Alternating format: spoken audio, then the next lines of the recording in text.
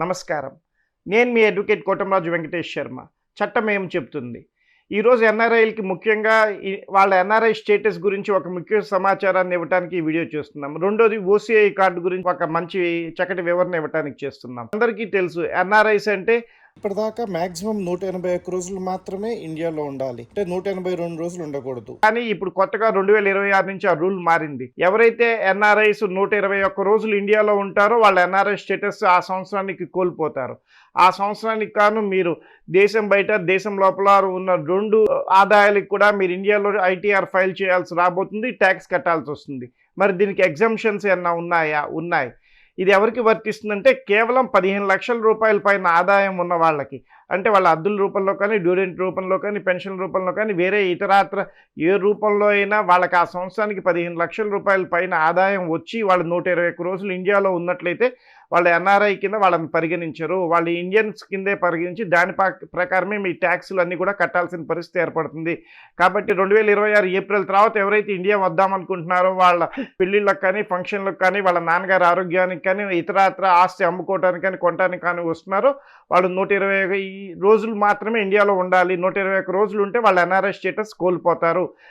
అట్లనే మీ ఆదాయానికి సంబంధించి కూడా మీ ఆడిటర్తో సంప్రదించండి. 15 లక్షల రూపాయల ఆదాయం ఉన్న వాళ్ళందరికీ కూడా ఇది వర్తిస్తుంది. ఎన్ఆర్ఐల కోసం ప్రత్యేకంగా ఎన్ఆర్ఐ ట్యాక్స్ సిరీస్ ఒకటి చేశాము. వాటి థంబ్నెయిల్స్ కూడా మీకు ఇప్పుడు చూపిస్తున్నాం. అది రేపు సోమవారం నుంచి వస్తుంది. అందరూ దాన్ని ఆదరించగలరు. మొత్తం అది 10 ఎపిసోడ్ల సిరీస్. చక్కగా మీరు డబ్బులు పెట్టి చార్టర్డ్ అకౌంట్ దగ్గరికి వెళ్ళి, లాయర్ దగ్గరికి వెళ్ళి ఏం కష్టపడకుండా ట్యాక్స్లో మీరు తీసుకోవాల్సిన జాగ్రత్తలు, ట్యాక్స్ ఎట్లా తగ్గించుకోవాలి అన్నీ కూడా ఆ సిరీస్లో వస్తుంది.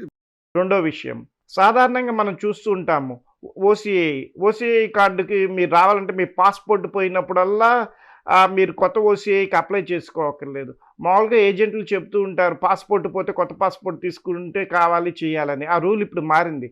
కేవలం 20 ఏళ్ళు దాటిన తర్వాత మాత్రమే ఒక్కసారి మీరు ఓసీఐకి అప్లై చేసుకుంటే చాలు. ఎందుకంటే 20 ఏళ్ళు తర్వాత మీ రూపం అన్నీ మారుతూ ఉంటాయి, చేస్తాయి. కాబట్టి 20 ఏళ్ళ తర్వాత మీరు పాస్పోర్ట్ తీసుకున్నప్పుడు ఒక్కసారి ఓసీఐకి మీరు అప్లికేషన్ పెట్టుకుంటే చాలు.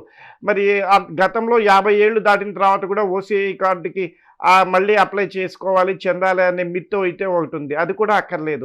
ఒక్కసారి 20 ఏళ్ళు దాటిన తర్వాత అప్లై చేసుకుంటే చాలు. మిగతాదంతా కూడా పాస్పోర్ట్ పోయినా 50 ఏళ్ళు దాటినా వాటన్నిటిలో మీరు ఆన్లైన్లో అప్లికేషన్ పెట్టుకుంటే చాలు. మీరు ప్రతి దానికి కూడా ఫీజు కట్టక్కర్లేదు. ఈ రెండు కూడా మీరు తెలుసుకోవాలనేది ఈ వీడియో ఉద్దేశము. ఎన్ఆర్ఐ స్టేటస్ గురించి, ఓసీఐ కార్డు గురించి నేను చెప్పిన వివరణ మీకు నచ్చితే కనుక షేర్, సబ్స్క్రైబ్ చేయండి, లైక్ చేయండి. మీ కోటంరాజు వెంకటేష్ శర్మ. జై హింద్.